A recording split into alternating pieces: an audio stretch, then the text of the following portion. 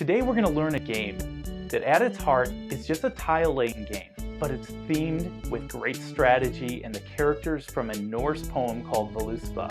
That is the title of our game, and it's designed by Scott Caputo and published by Stronghold Games.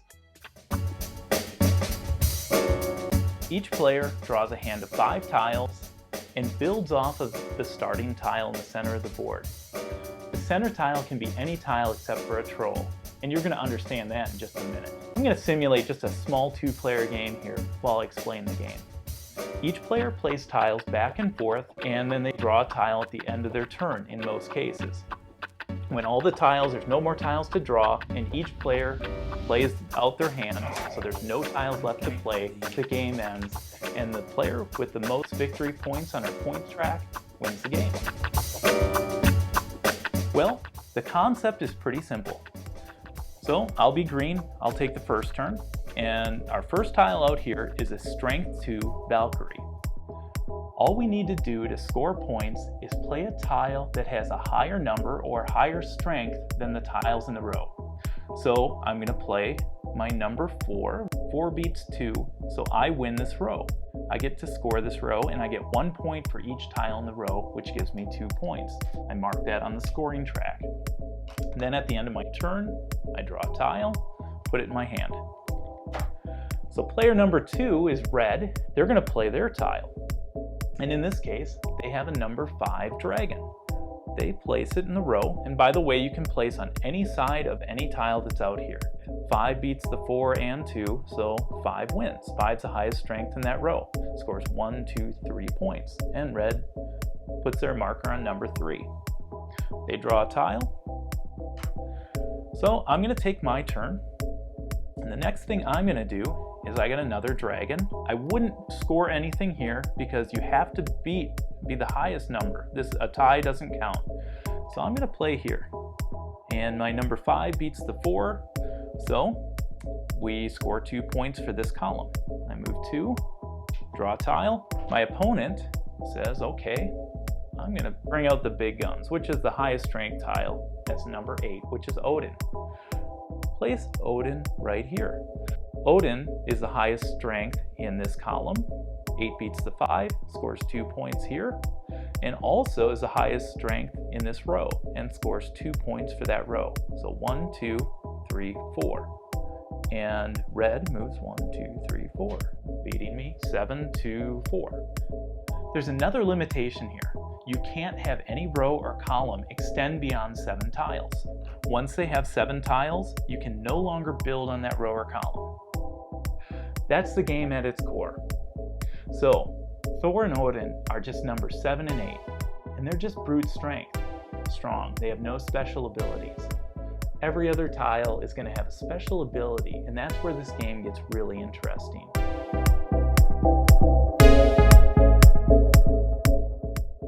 For this example, we have a Strength 2 Valkyrie, a Strength 4 Wolf, and a Strength 7 Thor. So the next player in this case is going to show you the special ability of our dragon. In this row, the dragon can be played here. In this case, he's not going to score because Thor's 7 beats this dragon's Strength 5. The dragon's special ability is he can fly in and land on top of another tile. In this case, he covers Thor and now has the greatest strength out of this row and scores 3 points, 1 for each tile in that row. Moves the scoring marker. So the next player looks at that and says, okay, great. This is where the Valkyrie comes into play. Valkyrie's Strength 2 normally is pretty weak, except it has one special ability. And always check the icon that's printed on the bottom of the tile. It kind of gives you a clue as to what they do. So in this case, it shows a 2 at each end of a row.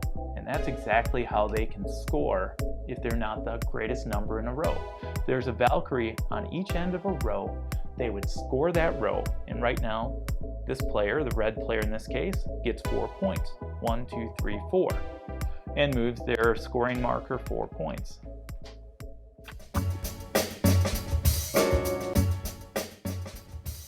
So moving on to green. Green says, okay, I want to play Strength number 3, Skadi. So Skadi can be played here, 3 beats the 2 and would score 2 points for this column. However, in this case, Skadi says, ooh, you got a Valkyrie on both ends, I am going to steal this tile. So if you look at Skadi's little icon in the lower left corner of the tile, it shows that number 3 can swap with any other tile. So when you do that, use Skadi's special ability. She comes in, takes that tile, and you add that tile to your hand. This would be the exception where you're not going to take and draw a tile at the end of your turn. As a side note for Skadi, now if you grab a dragon, like in this case, there's 2 tiles because the dragon landed on top of another tile, Skadi would take both of those tiles. However, you only take the dragon to your hand. The tile underneath the dragon goes out of your game area. It goes back in the box. Next, our red player takes Fenrir the Wolf, and it's going to play Fenrir the Wolf right here, and normally would not score because the dragon tile is strength 5. Fenrir the Wolf is a strength 4.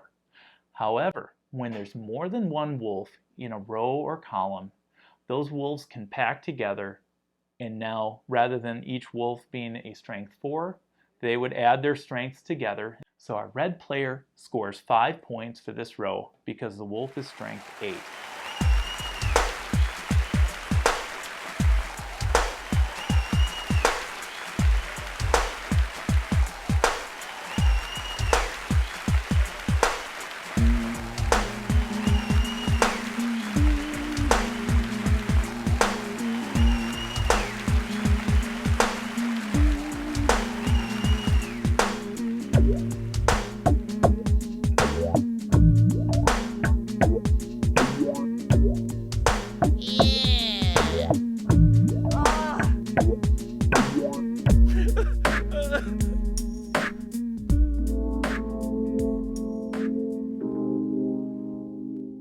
Alright, so we've seen some special abilities from some great heroes. Now it's time to see the villains in here.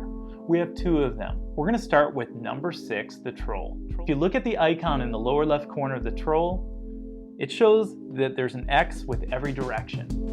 What that's trying to tell you is that you can't place any other tile next to a Troll except for another Troll. It's a piece that causes a bit of a blockade. Loki, if you look at his icon, it shows you got a 0 with all 4 directions. What that means is any piece that touches Loki, either to the left or right, up or down, never diagonally, turns to 0. If I place Loki here, now our Odin turns to 0 and our Fenrir the Wolf turns to 0. Loki's strength is 1, so he would score this column, 1, 2, and he'd score this row, 3, 4. And move 4 points. Now that we know all the tiles, let's watch them in action.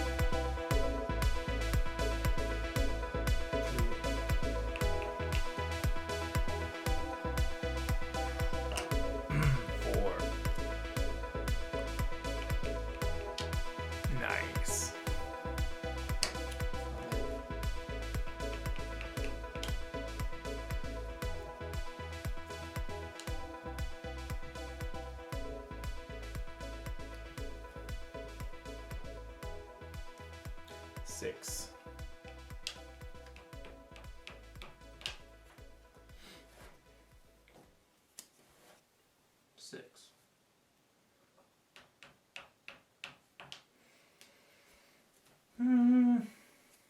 Worth double. 2. Now these wools would be worth nothing. They wouldn't add on to any other wools because they're touching. And 7.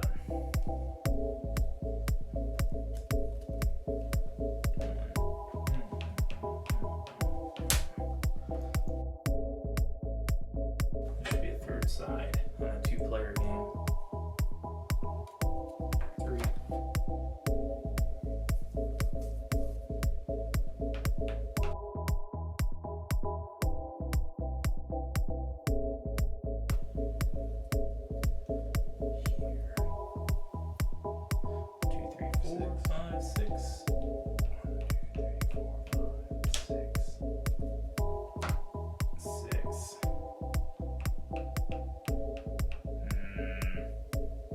Critical. Should be able to get more than 4. Oh. See, and an Odin left. 1 point in the lead. You won by 1 point. Please subscribe to our YouTube channel, and you can also like us on Facebook, follow us on Twitter, and go to ModernTableGamer.com, and you can find other videos that we share from other videographers. And as usual, if you're not playing games at least once a week, the planet's going to align and we'll never achieve world peace.